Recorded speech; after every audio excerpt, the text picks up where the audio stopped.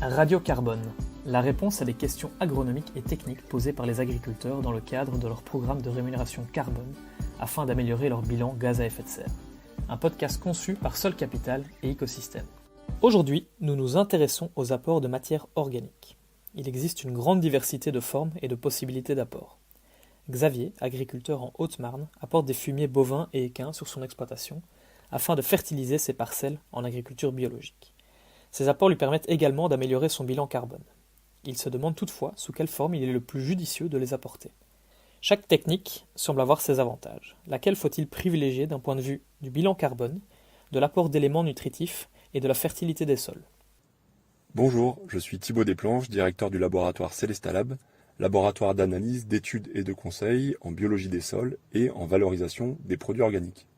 Alors la question c'est, est-ce que je dois composter ou non mon fumier pour l'apporter sur mes parcelles? Cette question, finalement, elle revient à faire l'inventaire des points forts et des points faibles de chaque produit. Et à ce titre, le compost comporte quelques avantages et très peu de risques, alors que le fumier comporte plus d'avantages, mais plus de risques. Je vais essayer de vous les détailler un petit peu pour que chacun puisse prendre les décisions en conséquence sur son exploitation, et je vais essayer de répondre évidemment à la question sur cette exploitation en particulier. Alors le compost, le processus de compostage, permet d'aboutir à la formation d'un carbone qui est très stable, puisque tout le carbone qui est digestible, minéralisable, part sous forme de CO2, sous forme d'activité biologique finalement, pendant le processus de compostage. Donc si un tas de compost fait 10 mètres à l'entrée et 3 mètres au bout de 6 mois de compostage, c'est tout simplement parce qu'il a perdu du carbone qui était à la fois énergétique et facile à digérer, et que celui qui reste, c'est celui qui est stable. Donc le compostage aboutit à un carbone stable qui va renforcer le carbone stable du sol et donc améliorer le capital à long terme du carbone dans le sol. En revanche, le fumier, lui, il va avoir une double action. Il va avoir et la même action que le compost, puisqu'évidemment, il va aboutir à la formation de carbone stable dans le sol, mais il va aussi apporter tout le chemin qui permet d'arriver à ce résultat. En particulier, le fumier, parce qu'il contient de la paille, va nourrir la biologie du sol, va stimuler les organismes, les micro-organismes, et donc va à la fois nourrir la vie du sol et apporter du carbone stable à long terme. Le problème, c'est que le fumier, on ne peut pas l'apporter en aussi grande quantité, il est difficile à épandre, il a quelques points faibles qui viennent avec ce double avantage, notamment les pathogènes, les adventices, que le processus de compostage permet de résoudre.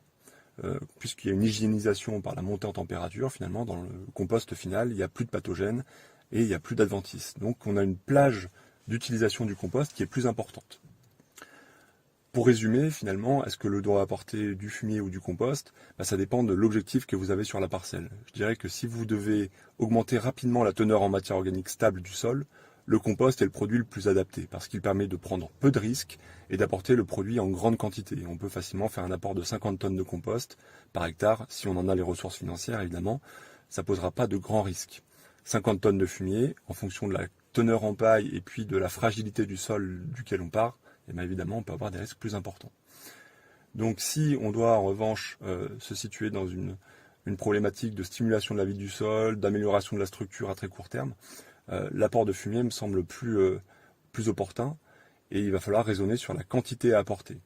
Donc un ordre de grandeur, c'est à peu près 20 tonnes pour avoir un risque minimum. Sur cette parcelle en particulier, dont on parle qui a 5% de matière organique, on a probablement un peu de résilience qui permet de monter à 30-40 tonnes de fumier par hectare sans avoir de trop grosses problématiques.